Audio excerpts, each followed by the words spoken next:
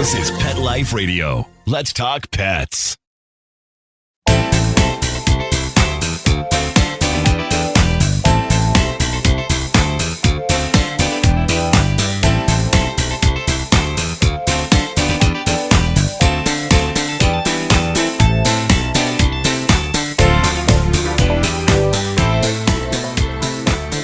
Welcome back to Covered in Pet Hair. I'm your host, Isabel Alvarez-Arata, and today I have the pleasure of once again having a chat with a pet parent, an entrepreneur, an adventure seeker. He's a foodie, a wine snob, a coffee lover, and a tea drinker. He's a world traveler and a commercial pilot. He is a fitness fanatic that was born in Jersey and currently resides in Green Bay. He's partner to Rachel and cat dad to Ash, Ember, Gracie, Squeak, and Grammy. He is founder of Dubert.com, which we've spoken about in a previous episode. And now he's here to tell me all about a new project he's launching just this month. It's called Dubert Forward. His name is Chris Roy. Welcome back, Chris. It's so good to have you on the show again. Thank you. It's about, I'm going to have you do all my introductions. That was amazing. Oh my gosh, it's my pleasure. I love to introduce all of my amazing guests. And before I dig into your new project and how things have been going at Dubert.com, I want to introduce our drinking game today. So anybody participating in our drinking game at home, anytime you hear this word, make sure you take a drink of whatever you're enjoying. But please be sure you're over 21 in the US to partake. Never drink and drive, and always drink responsibly. So what are you having, Chris? Well, you know me, I have the, it's hard to see, right? But the vodka cranberry, you know, the old standby. Standby. That's one of my favorite drinks, actually. I love cranberry juice. I don't have it enough in the house enough because I drink it too fast. But I'm actually having a beer to change things up a little bit. This is a New Mexico IPA. And you know why I chose beer? It's because recently I read an article that said that dentists say that the least damaging alcoholic beverage on our teeth is beer, because white wine's too sweet, red wine is too acidic and stains. Beer is actually the safest for the teeth, and I, of course, want to maintain my smile. So here's a New Mexico beer from Santa Fe Brewing Company. Cheers to you for being back on the show. It's so good to see you again. I know. Thanks for having me. My absolute pleasure.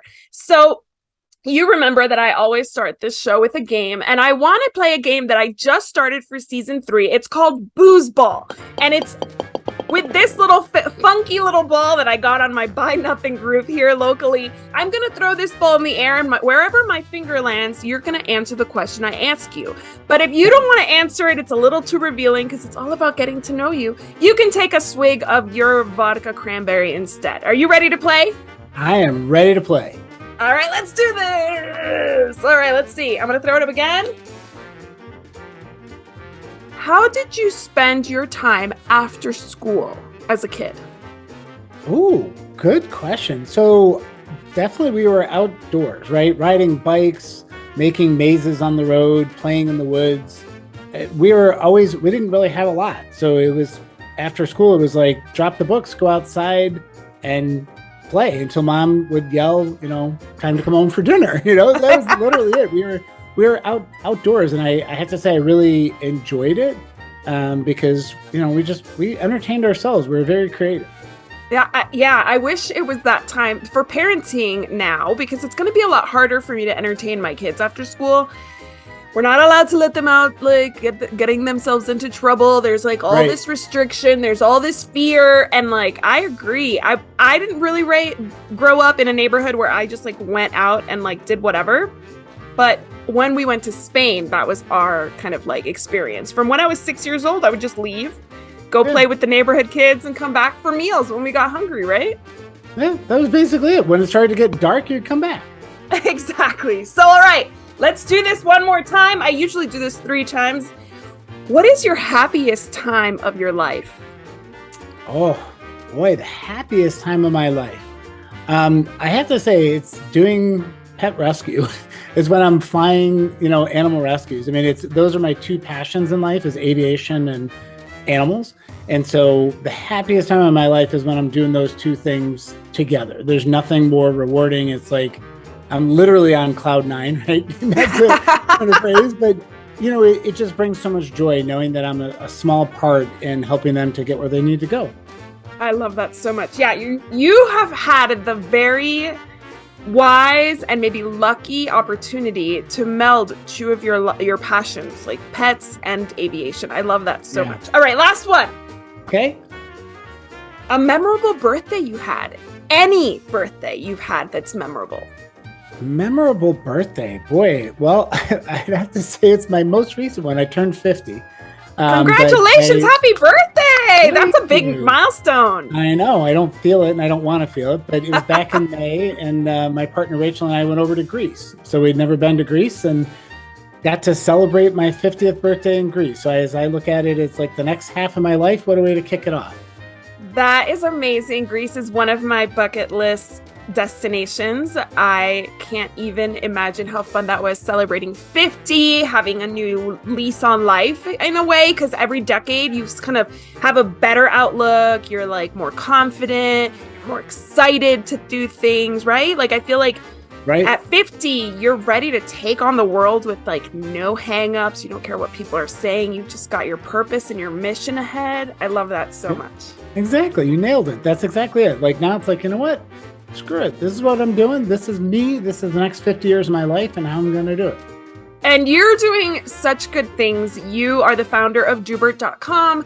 We talked about all that Dubert does, but for those that missed that episode, I highly recommend you go back and watch the interview that I did with Chris back in season 2, where we talked about Dubert, how it came to be, all the things that it does for rescues. So basically, it's an online system that helps rescues schedule transports, organize their operations, and so much more. So because you're so involved in rescue through your system, through your technology, what do you think has been the main effect or impact that the pandemic has had on rescue since you and I last spoke? Yeah, I mean, it's been crazy. I mean, to think back that it's been like 3 years or whatever in this pandemic now. And I would say it's really changed. And initially, nobody knew what to do, right? Everybody had to immediately turn their operations into virtual operations, which caused a lot of disruption in the animal sheltering world. Overnight, they all had to get the animals out into foster. Then once things kind of settled down a bit, then it was trying to figure out how do we make teams of people, right, so that they're not cross-contaminating and, continue the operations and, do all those other things. So the shelters went to a lot more appointment-based as opposed to being open, come in anytime you want. And now we're moving into a different part of it. I feel like there was a lot of people that adopted animals during the pandemic.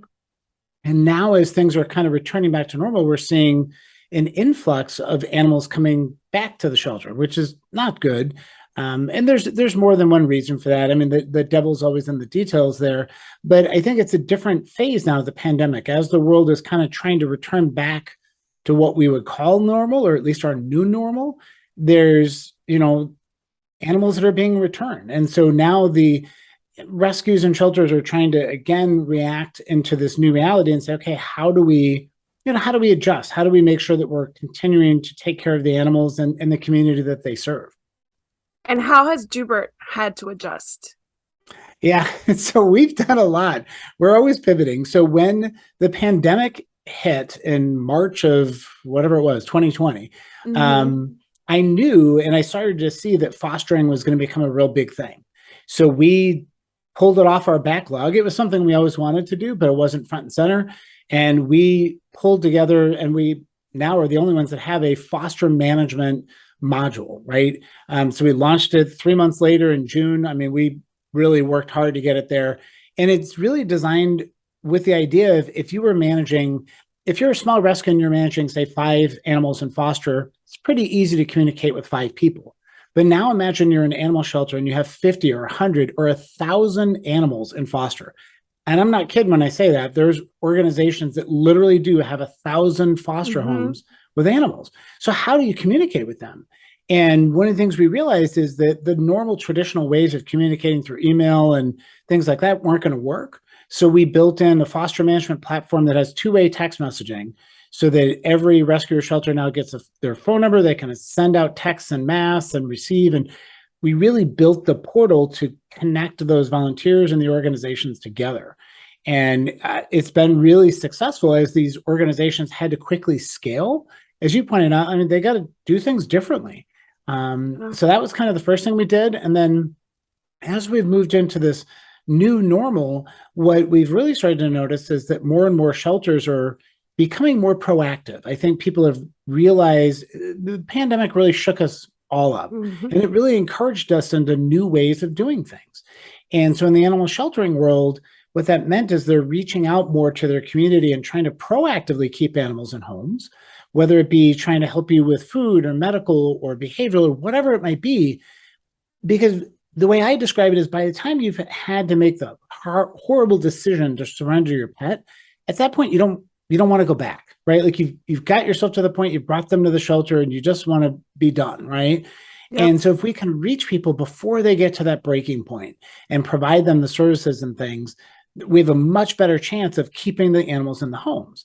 But again, they didn't have the technology to do that. So we partnered with several organizations and built a case management module, again, with the two-way text messaging and workflows and all these other things, so that if you imagine if there's hundreds of people that are calling, whether they found a lost dog or a stray cat or their animal needs help or they need help, whatever it is, you gotta have a way to track all this stuff. And so we have the only case management system now that incorporates both the people and the animals. And so it's just been, for us, it's been an opportunity to continue to serve. And that's what I really love. I love the fact that we can be the backbone and we can help them bring technology to their operations and just do things more efficiently. So it's been, I mean, I can't believe it's only been a couple of years, but it's really been a journey as the world has gone through this. And it's been a journey for us as we've adapted to try and support them. That is amazing. How many users do you have right now as far as rescues and shelters? So we have now more than 35,000 Dubertiers. So those are the amazing volunteers that do transport, fostering, all these things. And we support more than 5,000 rescues and shelters and other organizations across the country, US and Canada. Enabled it for Australia. Haven't had a lot of pickup there yet, but we're really, I never say no, which much to the dismay of my team. Right now we're working on enabling it from Mexico. We were contacted by some groups in Mexico that said, hey, we'd really like to use this. And I said, absolutely. To me, that's the power of technology, is that it's a tool. And I was really excited that they saw it as that. We're not trying to tell them what to do. We're not trying to tell them how to do that. We're trying to just say, listen, let us support you. Let us provide the technology capabilities like texting and case management and all these other things, and then let you do the programs the way that it makes sense for you and for your community. Because while we're all after the same common goal of helping animals, the way that we go about it, there's so many different types of organizations. And so we just love the fact that we could be supportive and help all these different types of organizations, however that they're working on saving animals. That is so amazing. So working with a global group of rescue organizations, what would you say right now is their biggest challenge? I still think the biggest challenge is organization and communication. It's so hard when you're trying to scale. Again, when you have an operation and if you're, adopting 10 animals a year, you can usually get through it, right? With paperwork and emails and things like that. But as more and more groups and countries like Mexico, the groups there, as they start to expand and really try and grow and do more, that's when they really need to systematize things. And so I think that's the biggest challenge that I continue to see is organizations hit a breaking point, they hit a stopping point, and they find ways to do it. There's so many tools that, people use, but what they need is tools that are specifically built and designed for this space. So nothing against Gmail, love Gmail, right? But if you're trying to manage all your adoptions through Gmail, it's not designed for that. You can't capture all the data. If you're trying to run a foster management system, yes, you can use a Trello board, of course, but Trello board doesn't allow the foster person to upload videos and pictures and likes and dislikes on the animal to get them adopted. So that's where I think it's really a challenge for these organizations as they try and take it from, 5 to 10 to 50 to 100. And that's where I see the biggest challenge and where hopefully we can play a part. Right. And like you, a lot of rescues have a hard time saying no. So they take on what they can, but then they can't properly manage it because they don't have the resources, which is why you came to save the day. Well, on that note, I need to take a break. We're going to hear from our sponsors. And when we come back, Chris is going to tell us about a new project that Joubert is launching and how it's going to help rescues. Don't go anywhere. We'll be right back. Welcome back to Covered in Pet Hair. I'm your host, Isabel Alvarez-Arata, and today I'm speaking to Chris Roy of Joubert, the system that does it all to help animal rescue, organize, get their communication out, get more animals adopted, which is pretty much what we all want, right? And transport from the places where they have too many pets to the places where those pets could have awesome homes. But it's not just all of that and more that Joubert is doing. Now they've taken on a new project to revolutionize the way they raise funds for animal rescues. But before we get into all that, Chris, I want to play a second game with you, and it's called Pay It Forward. Your shirt is perfect today because you're wearing a shirt that says Be Kind, and we all love a random act of kindness. So you receive this random act of kindness, and I want to know how you would respond. How would you pay it forward? Are you ready to play? I'm ready to play. All right, let's do this. So a friend of yours buys your pets a gift. How do you pay it forward? Oh, for me, I mean, that's an easy one, right? I love to pay it forward by giving gifts and pet supplies, right, to shelters and rescues, because, you know, there's so many animals that they don't have toys. They didn't grow up with toys, and it's a lonely place. So for me, I love it when people give gifts to me, and I love giving it, paying it forward, like you said, to the animals that need it. Awesome. All right. A relative sends you a holiday card with their annual recap. How do I pay it forward? That's a good one. How do you pay that forward? I think my way of paying it forward is to try and recognize everybody does things differently, right?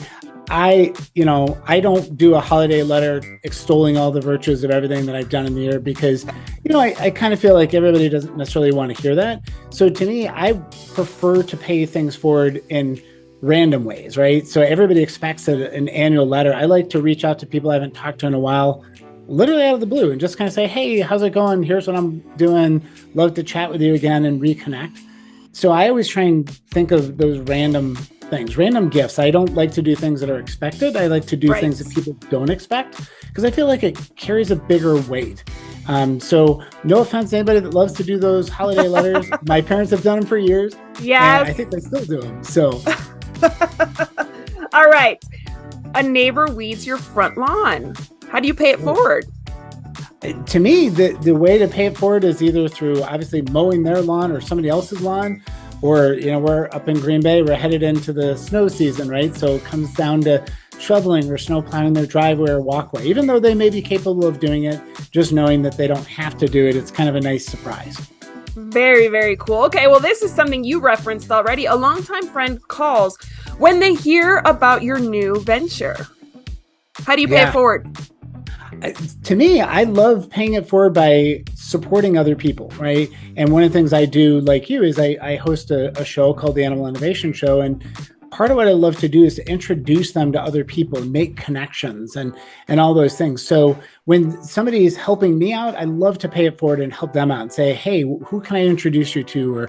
Or how can we work together to help each other out? Because that's what it's all about. It's about relationships at the end of the day. Absolutely. A friend brings you chicken noodle soup when you're sick. How do you pay it forward? Well, for sure, I'm going to pay it forward by making sure that if they're ever sick, I'm doing the same. But, sometimes for me, it's back to those random acts of kindness, right? Somebody does something kind for you and, you never know what somebody's going through. They don't always share. So I'm a big fan. I'm a big spender of cards, right? So I'm always at the Hallmark store, just sending cards just because, right? No particular reason, birthday, anniversary, Christmas, whatever. It's literally just, hey, I was thinking of you and I thought you might like a card to brighten your day. And you never know how that's going to affect people. So whether you do a card, an email, a phone call, a text, I love doing those kinds of things because it really just brings you top of mind to people and makes them realize that, hey, you know what, there's more to life than whatever the struggle is that they're going through. And hopefully if I can be there for them in their time of need. Absolutely. So my two kids, one is 2.5, one is 5. They just got their first thank you card in the mail from a friend of theirs who had her birthday party at the end of August. And the excitement with which they received those cards, Aurora had like colored in the inside, and then Aurora's mom had written the note on the back, but you could tell that Aurora had dictated the words that were written in the back. And so it was from a kid's perspective. She's 5 as well. And these kids were just beaming, and they couldn't wait to show that card to everybody. So I agree with you. Like, the kind of unexpected card is such a nice, it just kind of warms your heart a little bit, even as an adult. Yeah, because I mean, nowadays you go to the mailbox and what do you get anymore? Junk mail and bills.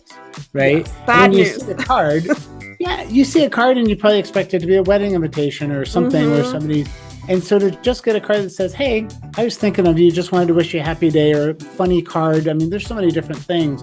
Sometimes people are going through something and you can send them a card to brighten up their day. And it doesn't, like I said, doesn't have to be a card, even an email, but love doing that because we've lost touch with that physical side of things, right? It's too easy to send an email or a text, and it's so thoughtful to put some words down and handwritten and, oh my goodness, put a stamp on it, and oh my goodness, take it to the mailbox. That shows people that you actually care. That's so true. Okay, so a colleague treats you to a drink or a meal. How do you pay it forward? To me, it's the same way, right? Treat somebody else to a drink or a meal. I always like to do that. I'm somebody that is always liking to pick up the bill or whatever. Again, unexpected. Yes. Right. You know, you call somebody and you just say, hey, let's go for drinks. And then when they're not looking, you pay the bill, right? Because they'll fight you. You know, but you know that they appreciate it. And I want people to know it's not, you know, everything doesn't have to be mutual. It's really, can we help each other out in unexpected ways? I love that. Okay, last one. Your pet keeps you company while you're sick. How do you pay it forward? Well, you know, our pets need our attention too. And I've been trying with our cats to be more mindful of the fact that, you know, their life is kind of boring. So now when I take a lunch break, you know, after I eat lunch, I make a point of sitting on the floor and playing with them and engaging them and breaking out the catnip and the different toys and just trying to make it a little bit more fun for them, because they bring so much joy to our lives, and we've got to continue to try and bring joy to theirs. Absolutely. So that was awesome ideas on how to pay it forward, but you have an even better idea called Dubert Forward, and it is basically melding some of my favorite things: pet products, shopping, helping rescue. Tell us all about it. Yeah, so this kind of happened, I mean, it's always been something in the back of my mind. How do we continue to help rescues and shelters with what they need? And what do they really need? I mean, let's be honest, they need money. Everything in the world needs money to run. And, you know, there's fundraisers and things like that people do. But I really wanted to say, how do we make this a sustainable business model, right? I didn't want it to be asking for donations is hard, getting recurring donations is hard. So when we really came up with this idea, when I came up with it almost 2 years ago, it was, how do we make this so that there's an ongoing thing that's super simple? The rescues and shelters don't really have to do much. People don't have to go out of their way. Volunteering can be hard. It's, you know, you're spending time. So the simple premise is this. You, Isabel, are a customer, you're a consumer, you're buying food for your pets, you're buying treats, you're buying toys, right? So now with the Dubert Forward store, you can buy the same stuff that you buy. And the difference is when you check out, you're going to designate which rescue or shelter gets the benefit. And Dubert, we're going to pay 5% of your order in cash forward to that organization. So the idea is that if you spend, say, $100, just for nice, easy math, if Isabel spends $100 on food and toys and treats, you're going to pick the organization and we're going to send them $5. No questions asked, no promo codes, no hoops to jump through. I wanted to make this something that could make a meaningful impact. And, you know, $5 doesn't sound like a lot, but when there's 10 Isabels or 100 Isabels or 1,000 Isabels in a community, that can add up really, really fast. And these organizations, they don't have to do anything. They have to be on Dubert, right, to be able to show up in the drop down. But that's really about it. Is I want to make this so easy. And so I'm super, as you can tell, I'm super excited to launch this. This has been a while in the works. And what the most important part to me was that you as the consumer choose who gets the money. There's a lot of brands out there that say we support rescues and shelters. And I say, that's great, but which ones? How often? How much? Right. And so this is you, every time you shop on Dubert, every order, you can designate somebody different, or you can pick the same one. It's totally up to you. So we wanted to make it flexible because a lot of people support multiple organizations. So maybe, one time you're placing an order, you support your local shelter, and another time a different rescue, and another time an assistance dogs organization. Any type of organization that is doing good for animals is eligible as a part of the Dubert Forward program. And you as the consumer choose. And as soon as your order ships, we literally send them a PayPal with the money. Like, that's it. I can't make it any easier to help these guys. And that's what makes me so excited, is knowing we can make a big impact and it's no extra work on them. So it's all pet products that we can buy. How many pet products? Like, are you constantly adding products? Yeah, there's literally thousands. So our primary distributor has pretty much all the major brands. And then what's really been cool, and it's something I didn't think about when I came up with the idea, is we've now been approached by other brands, small brands, bigger brands, and they said, hey, we love what you're doing. We love this idea. Can we become a part of this? And my answer was, well, yeah, sure. Like it never really occurred to me that there's so many other brands. A great example, there's a dog, I call it a dog boutique. They make, the coats and things for little dogs, right? Dog clothing. It's kind of cute. And they said, hey, we'd really love to be a part of this. And we'll pay the 5% so that list us on your store, let people buy our products, right? Because we want to support this. And so that's what's really exciting to me, Isabel, is I haven't even really launched this. And I have people coming to me saying, hey, how do we be a part of this? Because we check every rescue, shelter, every organization on Dubert, because it's important to me. I want to make sure that they're legitimately focused on helping animals.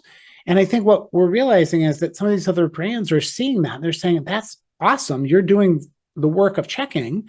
So we want to be a part of this. We want to support this. And our customers love what our products do, and they want to support this. So it's a win-win all around. And I'm really excited to see where this is going to go and how it can grow. Because we're happy to have any brands that believe in this program. We're happy to list them in the store and see what we can do to make a big impact. Awesome. So let's say that I were to go on right now and try to make a purchase, but I didn't see any local shelters or local organizations that I want to support. I was raised by a lady who always said charity starts at home. So I like the fact that I can choose the rescues, but what if they're not on there, the ones that I want to see? What do I do? Yeah, very good question. So all you have to do is, two things you can do. One, you can choose a different one. We made it really easy to find. You can pay it back forward to Dubert if you like, but all you need to do is to email them or let us know, and we're happy to reach out to them and just say, hey, I'd really like to support you. Can you just go sign up on this? It's free, 100% free. They don't have to pay anything. Literally, it's just 5 minutes of their time to, give us the information so we can verify they're legitimate. And then magically they'll show up in the system, and the next order, or even that current order, right? I have no problem queuing it up, right? And paying it forward to them. That's all they have to do. So rescues, shelters, sanctuaries, friends of shelters, transport groups, assistance dogs groups, TNR groups. I can't even think of how many. There's so many organizations that have a mission that's focused around helping animals and the people that love them. And that's what I want to support is, do the good, help. We're helping with the technology stuff, right? But make it so that you are paying it forward just by buying the same stuff that you always buy. Exactly right. All right. So tell us, how can rescues learn more about you? How can volunteers that want to be involved in transport learn more about you? And how can shoppers like me learn more about this program? Yeah. So it's all real easy. Just go to Dubert.com, D as in David, OOBERT, Dubert, just like it sounds, Dubert.com. And from there, we funnel you off into wherever you want to go. So if you want to join to be a Dubertier, like you talked about, the system will walk you through setting up your profiles, how you want to get engaged. If you're an organization, it'll walk you through that process.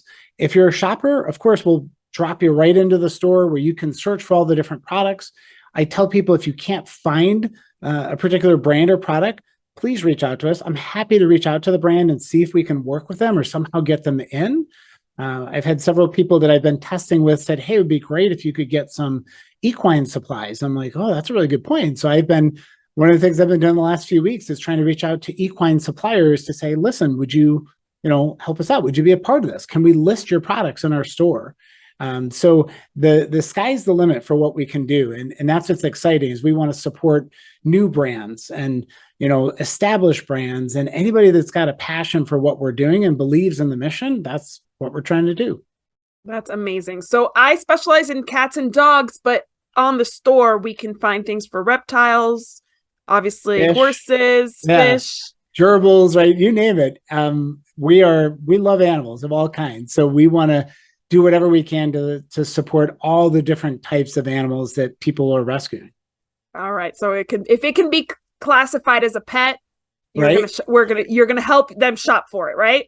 Yes, absolutely. If it's an organization that's doing good for animals, and if you're buying stuff for a pet, whatever you want to call your pet, we will do our best to support.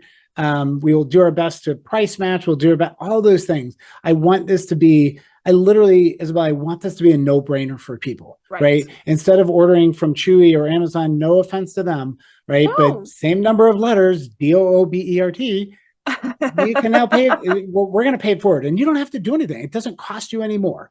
It's coming out from us, right? We're the ones paying it forward. So for you, the same products get shipped to you, shows up at your door, just the same way it does. You'll get the tracking number, all the same things you've come to expect, and know that it's real money. And you can check me on this. Like I said, when it ships, we're going to send them money. You call them up and say, hey, did you guys get a PayPal? Because the answer will be, yeah, we did. What is this for? That is and that's what's awesome. exciting to me is that we want to make this be a real big impact. Yes, put your money where your mouth is. Well, thank you so much. I want to propose a toast to you for all the amazing things you're doing to revolutionize pet rescue. Here's to you. Thank you. I also want to propose a toast to our executive producer, Mark Winter. Thank you, Mark. And to our audience, thank you for spending your days or evenings with us. I so appreciate you tuning in, and make sure you subscribe, give us a review so that we know we're doing the right thing by you and by our guests. I so enjoy doing this. I can't wait to bring you more awesome guests like Chris who are making such a difference in the pet industry. Here's to a life covered in pet hair, because there's no better way to live. Cheers. Cheers. To learn more about Covered in Pet Hair, please visit coveredinpethair.com or petliferadio.com. Thanks for watching, and I'll see you next time.